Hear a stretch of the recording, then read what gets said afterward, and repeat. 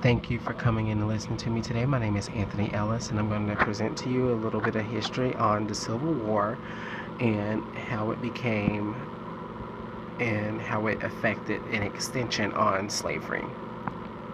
So, one of the major contributions to slavery may not be, power or politics or anything like that. It actually started throughout an invention that was invented by Eli Whitney, and it was the cotton gin in 1794. And by 1850, the tool had changed the face of Southern agriculture. So before Whitney's gin entered into the worldwide use, the United States produced roughly 750,000 bales of cotton in 1830. By 1850, that amount had exploded to 2.85 million bales. This was all hand-picked. So with the amount of cotton that was all hand-picked, had to be picked via a person.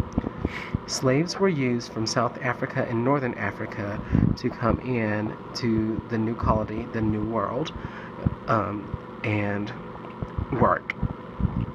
So during the work of this time of the cotton gin, there wasn't much to do anything for the slaves. So slaves didn't have much to do, so they were cleaning or anything like that, or helping to run the cotton gin. Another major role in this time would be the fact that President Abraham Lincoln was in the middle of the Civil War at the time, where the North did defeat the South, and it was time for a change. The change ended up being the North won, so therefore they decided to no longer have slavery. So in the fact that they did no longer want to have slavery, they decided that they were going to free what slaves that they had as slaves already, and those who had paid off their debts. Although there was the debts and stuff like that, Missouri became a state that did not want to participate in it, so they came up with the Missouri Compromise that was by James Appleton. It was by James Appleton in 1785 to 1862 that pretty much made that state a state that was able to have slaves, and slavery was still accessible there. By the time that the Civil War was ready to be anti-slavery, it was already a thing in the South where people were still trying to take slaves into Missouri because of the fact that they could get money for the slaves. Another fact and truth about slavery was that slavery was not unique in the United States. It is a part of almost every nation's history, from Greek and Roman civilizations to contemporary forms of human trafficking. The American part of the story lasts fewer than 400 years. So it has been around for a while, but it's something that has been abolished, but it's still extended time and time again. The other major factors that helped out the extension of slavery would be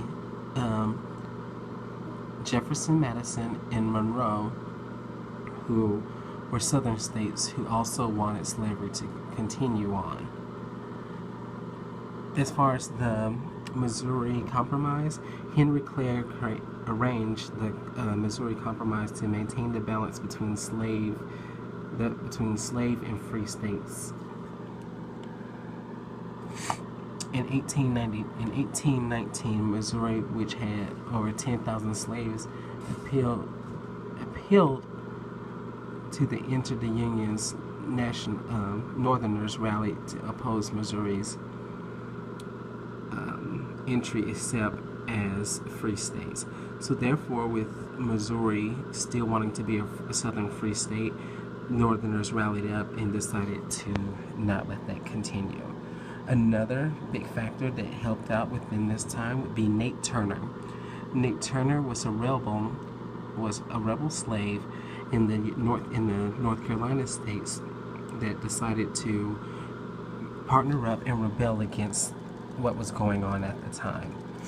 He killed there was over 55 whites and hundreds of blacks that died all within this massacre at the time and crusade. However, it was able to get its point across. So my rendition of what happened pretty much for the Civil War and how the extension of slavery was pretty much done is the advancement of technology. The advancement of technology is just a thing that encaps everyone and it makes everyone a slave to whatever technology it is.